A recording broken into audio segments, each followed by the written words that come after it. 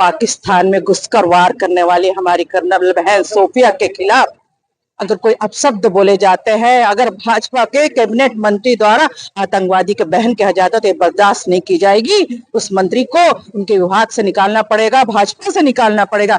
भाजपा हमेशा नफरत की राजनीति करती है, धर्म की राजनीति करती है।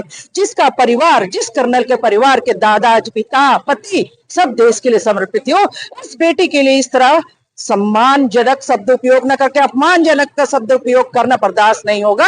और इसके खिलाफ में आज हम सब ने पुतला दहन किया। अगर इनको हटाया नहीं गया तो उग्र आंदोलन किया जाएगा। प्रदेश कांग्रेस कमेटी के निर्देशन सर आज पूरे छत्तीसगढ़ प्रदेश में सभी जगह पर मध्य प्रदेश के जो केंद्रीय मंत्री हैं विजय शाह जी, उनके द्वारा जो भारतीय सेना की कर्नल सोफिया कुरैशी जी के खिलाफ जो अमर्यादित टिप्पणी की गई है, उसके खिलाफ में आज पूरे छत्तीसगढ़ प्रदेश में जिला मुख्यालयों में आज एक दिवसीय जिला स्तरीय पुतला दहन किया गया। इसमें पूरे जिले के और सभी शहर के सभी ब्लॉक अध्यक्ष जो भी पदाधिकारी वो सभी उपस्थित हैं।